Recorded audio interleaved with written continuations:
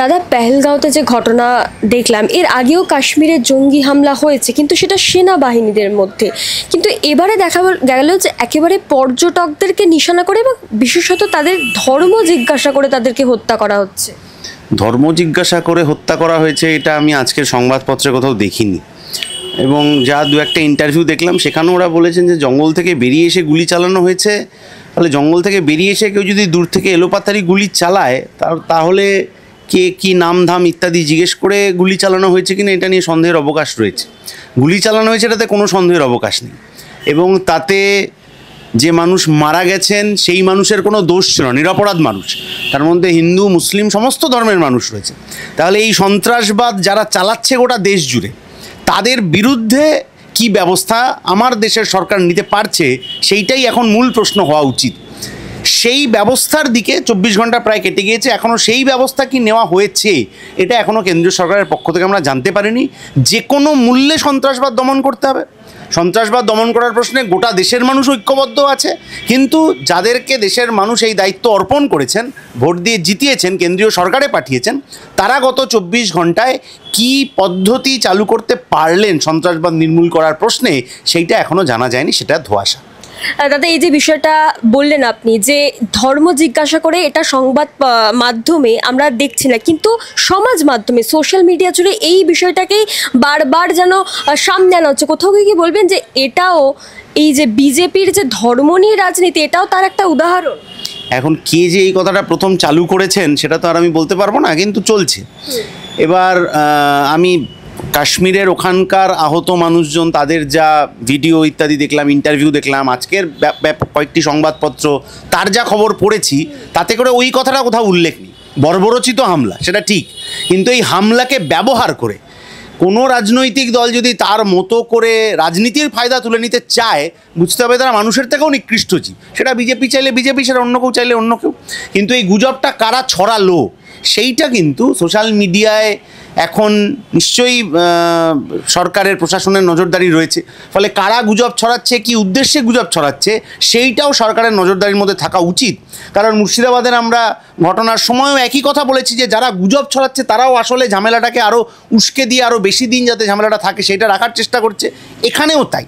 তাহলে কোনো কি নির্দিষ্ট কিছুকে টার্গেট করে এই গুজবটা ছড়ানো হচ্ছে কি না, সেইটাও সরকার প্রশাসন ইত্যাদিতে যারা আছেন, মাথায় যারা আছেন, যারা মানুষের ভোট পেয়ে সরকারে গিয়ে বসেছেন দেশ চালাবেন বলে, তাদের এইটা কড়া নজরদারির মধ্যে থাকা উচিত।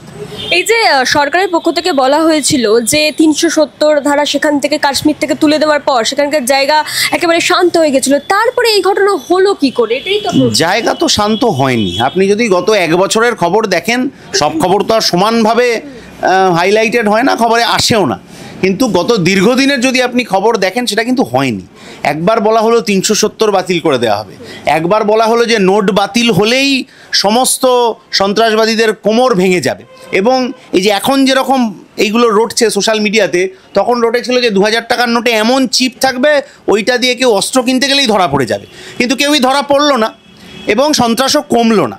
তারপরে দীর্ঘদিন ওখানে নির্বাচন ইত্যাদি করা হচ্ছিল না, তারপরে এখন নির্বাচন হয়েছে। কিন্তু যেটা আসল কথা হচ্ছে যে 370 হোক, নোট বাতিল হোক, পুলওয়ামার হামলা হোক, যাই হোক না কেন, ওখানে সন্ত্রাসবাদীদের আনাগোনা আটকে দেওয়া যায়নি, এইটা আজকের দিনে বাস্তব। তাহলে এই বাস্তবের দায় কারা নেবেন? গত সপ্তাহে আমার দেশের স্বরাষ্ট্রমন্ত্রী তিনি একটি সাক্ষাৎকারে বলেছেন যে সন্ত্রাসবাদীরা কার্যত হামাগুড়ি দিচ্ছে। সোশ্যাল মিডিয়াতেই আমি ওই খবরটাও দেখেছি যে সন্ত্রাসবাদীরা কার্যত হামাগুড়ি দিচ্ছে। তাহলে যে সন্ত্রাসবাদীদের হামাগুড়ি দেওয়ার মতো জায়গায় আমার দেশের সরকার নিয়ে যেতে পারলো, তারা কীভাবে অস্ত্রশস্ত্র জোগাড় করে এই ঘটনা ঘটাতে পারলো, তার জন্য গভীর আত্মসমীক্ষার প্রয়োজন আছে।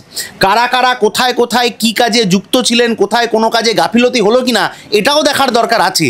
কারণ পুলওয়ামার ঘটনার পর কাশ্মীরের সেই রাজ্যপাল ছিলেন সেই সময় সত্যপাল মালিকের ইন্টারভিউটা আমরা ভুলে যাইনি। সেখানে একেবারে পয়েন্ট করে তিনি যেভাবে কেন্দ্রীয় সরকারের গাফিলতির দিকে নজর দেখিয়েছিলেন আমাদেরকে, সেই গাফিলতি এইবারও ঘুরে ফিরে এলো কিনা, তার জন্য সাধারণ মানুষের জীবন গেল কিনা, প্রাণ জানমান গেল কিনা, এবং সেই জানের বিনিময়ে, প্রাণের বিনিময়ে কেউ রাজনৈতিক ফায়দা লুটছে কিনা, এইটা যদি রাষ্ট্র, তার সরকার ঠিক সময় দেখতে না পারে, তাহলে ভবিষ্যতে আমাদের জন্য আরও খারাপ দিন অপেক্ষা করে আছে।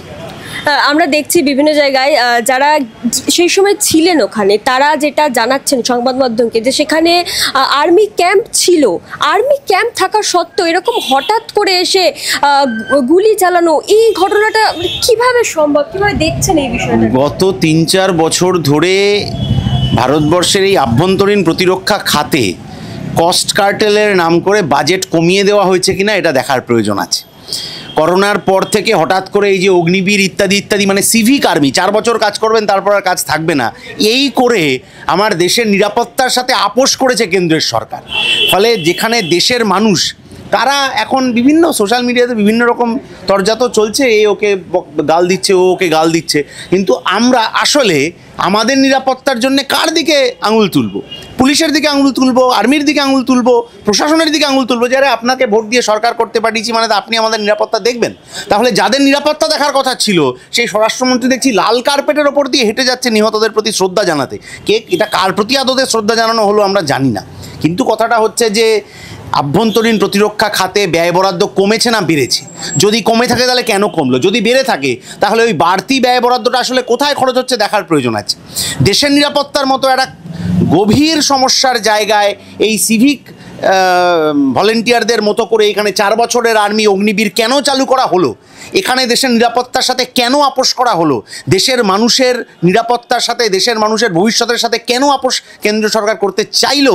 এর উত্তরটা কেন্দ্রের সরকারের প্রতিনিধিদের দিতে হবে। দাদা, আর একটা বিষয়, সেটা হলো এই যে কেন্দ্রীয় সরকার তারা স্বীকার করছেন যে সেনাবাহিনীতে অভাব রয়েছে, এবং যেটা আপনি নিজেই বললেন যে এই অগ্নিবীর দিয়ে সেই জায়গাটা পূরণের চেষ্টা, এটা কি আদৌ সম্ভব? অগ্নিবীর দিয়ে কেন পূরণ করার চেষ্টা হবে? 4 বছরের কেন সার্ভিস টেনিওর হবে? সেনাবাহিনীতে দীর্ঘদিন ধরে যে সার্ভিস টেনিওর, যে নিয়ম কানুন ইত্যাদি মেনে নিয়োগ হচ্ছে, সেই নিয়োগটা কেন বন্ধ থাকবে? তাহলে কোনো একজন সেনাবাহিনীতে যিনি চাকরি করতে যাচ্ছেন, তিনি যদি জানেন যে তার 4 বছর পর তার চাকরি থাকবে না, সেখানে তার চাকরির নিরাপত্তা নেই কেন? এটাই তো প্রশ্ন।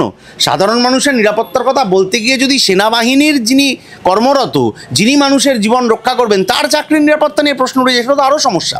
কেন্দ্রীয় সরকার আজ অবধি আমাদের কোনো যথাযথ ব্যাখ্যা দিতে পারেনি যে কেন তারা অগ্নিবীর চালু করেছিল। কেন্দ্রীয় সরকার আজ অবধি যথাযথ ব্যাখ্যা দিতে পারেনি যে সার্জিক্যাল স্ট্রাইকের পরে আবার সন্ত্রাসবাদী হামলা কেন হচ্ছে, যখন বলেছিলেন যে কি ঘুষকে মারা হয় না কী সব বলেছিলেন, তাহলে ওই সার্জিক্যাল স্ট্রাইকের পরে তো আর সন্ত্রাসবাদীদের হামলা হওয়ার কথা নয়। 370 বাতিল হওয়ার পরে তো হামলা হওয়ার কথা নয়। নোট বাতিল হওয়ার পরে তো সেই 2000 টাকার নোট যেটা নিয়ে নাকি সন্ত্রাসবাদীরা অস্ত্র কিনতে যেত, সেটা আর হওয়ার কথা নয়। তাহলে কোথাও একটা গলদ থেকে যাচ্ছে। গলদটা কোথায়? যে কেন্দ্রীয় সরকার দেশের নিরাপত্তা, তার মানুষের নিরাপত্তা, প্রতিবেশী দেশের সাথে গণ্ডগোল ইত্যাদি, সেখানে কাঁটাতারের গায়ে যে মানুষগুলো থাকেন সেই প্রান্তিক মানুষের নিরাপত্তা, তার জীবন যন্ত্রণা রক্ষা করতে, জীবন যন্ত্রণার সমাধান করতে ব্যর্থ, এবং সেই ব্যর্থতাকে তারা নজর ঘুরিয়ে দিচ্ছেন কখনো কখনো এইরকম বড় বড় কথা বলে, কখনো বলছেন সার্জিক্যাল স্ট্রাইক, কখনো 370, কিন্তু আদতে কাজের কাজ সেটা কিছু হচ্ছে না। সেটা আজকে দিনের আলোর মতো প্রমাণিত। এই ঘটনায় একটা শব্দ বারবার উঠে আসছে, ইসলামিক সন্ত্রাসবাদ। আপনি কি মনে করেন সন্ত্রাসবাদের কোনো ধর্ম সত্যি হয়? সন্ত্রাস যারা চালাচ্ছে তারা তো ধর্ম জাত নির্বিশেষে মানুষ খুন করে। এই ঘটনাটা তার প্রমাণ যে নিহত মানুষের তালিকা আছে, তার মধ্যে সব ধর্মের মানুষ আছেন। কিন্তু আজকে যদি এই ঘটনাটার মাধ্যমে কোনো একটি নির্দিষ্ট ধর্মকে টার্গেট করা হয়, তাহলে কিছুদিন আগে রেল পুলিশের একজন, তিনি যে রিজার্ভেশন চার্ট দেখে নির্দিষ্ট ধর্মের 3 জন মানুষকে রাত্রিবেলা ঘুমের মধ্যে ট্রেনের চলন্ত কামরার মধ্যে গুলি করে মারলেন, তাহলে কি সেই ধর্মকে টার্গেট করা হবে? মালেগাঁও বিস্ফোরণে যিনি অভিযুক্ত, বা গৌরী লঙ্কেশকে যিনি খুন করলেন, বিলকিস বানুর সাথে যারা ঘটনাটা ঘটালো, গুজরাতে যারা গর্ভবতী মহিলার পেট কেটে ওই ভ্রূণকে টেনে বার করে আনলো, সেই মানুষের ধর্মের সাথে গোটা পৃথিবীতে সেই ধর্মের যত মানুষ রয়েছেন তাদের সবাইকে একই পংক্তিতে বসিয়ে দেওয়া, এটা কি কোনো মানুষের কাজ? তাহলে যে সন্ত্রাস চালাচ্ছে, যারা সন্ত্রাসবাদী কাজকর্মে যুক্ত রয়েছে, তার ধর্ম, জাত, পোশাক, খাবার ইত্যাদি না দেখে তার বিরুদ্ধে কী ব্যবস্থা নেওয়া হচ্ছে, এইটা আজকে দেশের মানুষ জানতে চাইছে। আর ওরা ধর্ম জাতের নামে গুলি দেওয়ার চেষ্টা করছেন। তাহলে রেলের যে ভেতরে যে ঘটনাটা ঘটলো, ঘুমন্ত অবস্থায় 3 জনকে গুলি করে মেরে দেওয়া হলো, তাহলে কি কোনো ধর্মকে সন্ত্রাসবাদের আতুরঘর হিসেবে ধরে নিতে হবে? মালেগাঁও বিস্ফোরণের ঘটনায় কোনো ধর্মকে আতুরঘর হিসেবে ধরে নিতে হবে না। কোনো ধর্ম এই জিনিসকে শেখায় না মানুষকে। কিছু মানুষ তারা নিজেদের স্বার্থসিদ্ধির জন্যে এই ধরনের ঘটনাগুলো ঘটান, যাদের ওপর গোটা দেশের মানুষ চাইছেন কেন্দ্রীয় সরকার কড়া ব্যবস্থা নিক, কেন্দ্রীয় সরকারকে সেই কড়া ব্যবস্থা নিতে হবে। ওই লোক দেখানো কিছু কথা বললাম, এটা চালু করে দিলাম, ওটা করে দিলাম, এই বলে অতীতেও আমরা দেখেছি সন্ত্রাসবাদী আক্রমণ থামেনি গোটা কাশ্মীর জুড়ে, ভারতবর্ষের অন্যান্য জায়গাতেও। তাহলে কেন্দ্রীয় সরকারকে কড়া পদক্ষেপ নিতে হবে।